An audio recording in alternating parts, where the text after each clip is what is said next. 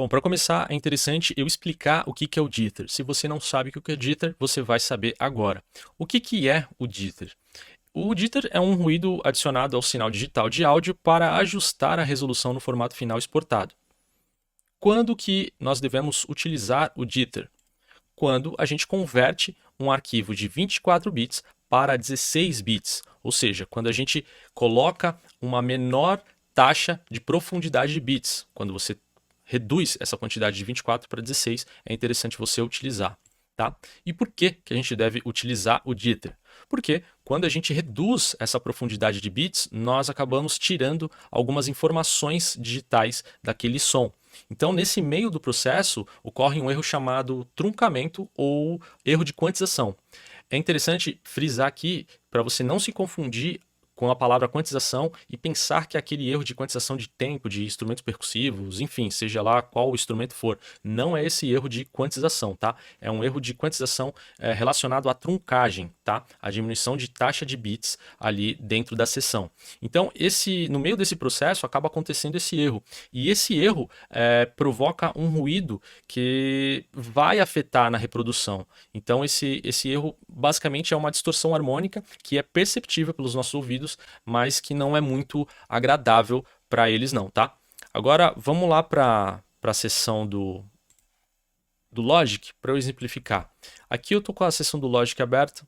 É interessante aqui também frisar que para a gente conseguir ouvir essas nuances diferentes de cada noise shaping dos jitters do Logic, é interessante que a gente consiga aplicar isso em um nível de sinal mais baixo.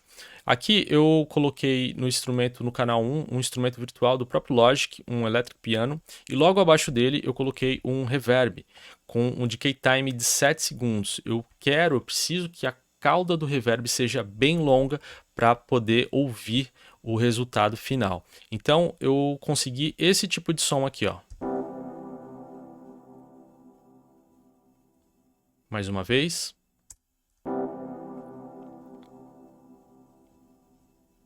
Perceba que o tail, né, a cauda do reverb é gigantesca.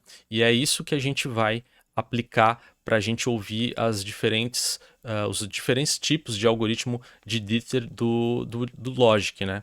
Então, basicamente o que eu fiz aqui logo após, eu renderizei, né, fiz um bounce desse arquivo MIDI para um arquivo de áudio original, mantive a originalidade dele, a mesma taxa de bits, de 24 bits, tá? E não utilizei jitter, nada, porque eu não reduzi. Ele me gerou esse arquivo aqui. Eu vou colocar mais ou menos daqui, que é justamente o final aqui da cauda do reverb. Perceba que ele não vai ter alteração, não vai ter ruído algum.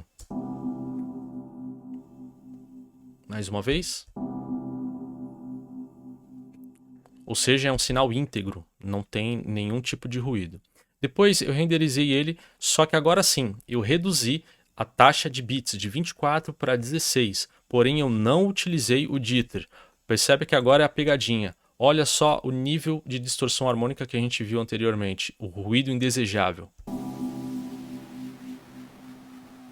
Mais uma vez. Bem ruim, né? Depois eu continuei renderizando, mesmo assim reduzindo de 24 para 16, só que agora utilizando os diferentes tipos de noise shaping do Logic. Aqui eu utilizei o primeiro algoritmo do Logic. Mais uma vez. Perceba como ele adicionou o ruído contínuo, né, para disfarçar e realocar esses bits perdidos, né? Depois eu utilizei o algoritmo número 2. Mais uma vez. Depois o 3.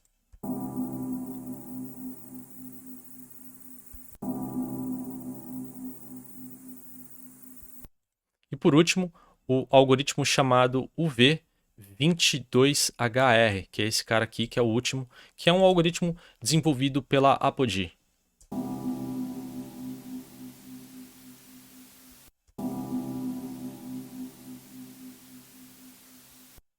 É interessante frisar que para eu conseguir ouvir essas nuances, eu tive que aplicar um ganho de mais ou menos 57 dB em cada canal. Então, basicamente, você pode utilizar um plugin de trim ou de gain, tanto faz. Aqui no Logic, ele tem um plugin de gain, chamado gain mesmo. Então, na primeira instância, eu coloquei 24 dB de ganho, depois eu dobrei, mais 24, totalizando 48.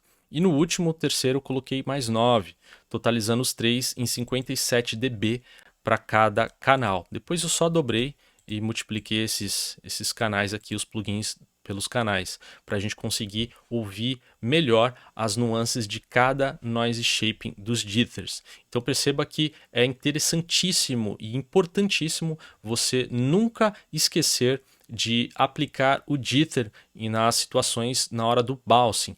Muitas vezes a gente faz isso aqui, a gente está na pressa de entregar logo o resultado, o trabalho, e você acaba vindo aqui, bounce, e acaba se deparando com essa janela com um monte de opções, e você vai aqui e dá o ok, ele já faz o bounce.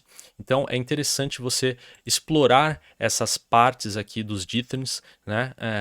E principalmente importantíssimo frisar sempre quando você for reduzir a taxa de bits, profundidade de bits de 24 para 16 ou de qualquer outro tipo de número, quando você for reduzir, você sempre deve utilizar o jitter. E aí você pode ouvir as nuances e também ir testando os melhores shapes, né, de jitter que melhor lhe agrade, né, de acordo com o produto final, tá? Então basicamente é isso. Se você gostou, comenta aí qual tipo de jitter, qual o melhor som que você achou. Aqui não tem errado nem errado nem o certo, né? Na verdade, qual que vai servir melhor para o resultado final. Então comenta qual que você achou melhor, foi o 1, o 2, o 3 ou o 4, e não deixa de compartilhar esse vídeo para quem gosta também do assunto do áudio. E lembrando também que os meus materiais estão à venda, tanto o e-book de Home Studio como o de mixagem digital, onde você vai conseguir ver isso e mais outros assuntos complexos, né, que eu ensino ali no e-book do Mixagem Digital. E lembrando também que os meus workshops e consultorias acontecem quando as pessoas mais procuram, né, quando as pessoas precisam realmente, entre em contato comigo. Se você está precisando de uma consultoria ou até mesmo quer montar algum tipo de aula personalizada, fala comigo, me manda uma mensagem que a gente desenrola, tá bom? Espero que você tenha gostado. Até o próximo vídeo. Valeu!